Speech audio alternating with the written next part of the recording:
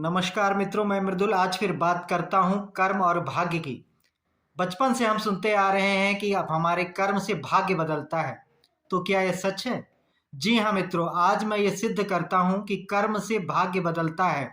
क्योंकि कुंडली में 12 घर होते हैं और 12 घरों में से जो तीसरा घर होता है वो होता है आपके कर्म का।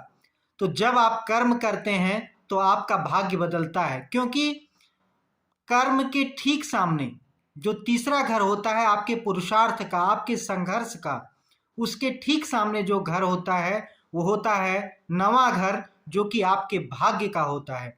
तो जब आप कर्म करते हैं तो आपका भाग्य निसंदेह बदलता है, इसमें कोई दो राय नहीं है।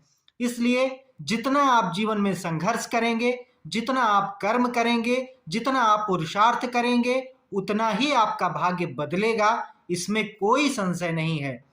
और जैसे जैसे हम कर्म करते जाएंगे वैसे वैसे ही हमारा भाग्य बदलता जाएगा। ये ठीक एक झूले की तरह से है, जिस पर एक छोर पर एक बच्चा बैठा होता है और उसी झूले पर दूसरे छोर पर एक बच्चा बैठा होता है। जब एक बच्चा नीचे आता है तो दूसरा बच्चा ऊपर जाता है, और दूसरा नीचे आता है तो पहला वाला ऊपर जाता है। तो इस तरह से एक हलचल सी होती है। जब एक तरफ हलचल होती है तो दूसरी तरफ उसका परिणाम निकलता है। तो उसी तरह से जब आप पुरुषार्थ करेंगे, तीसरा भाव पुरुषार्थ का होता है, निरंतर संघर्ष का होता है, आपकी भुजाओं का होता है। तो आप अपने भुजबल का जितना प्रयोग करेंगे, जीवन में जितना संघर्ष करेंगे, आपका भाग्य उतना ही प्रबल होता जाएगा, उतना ही बदलता जाएगा।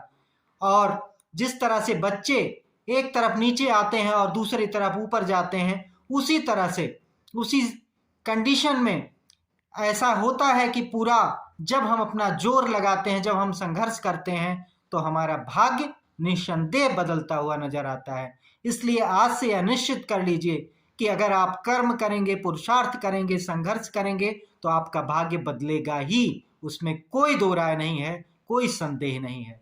जय श्री राम।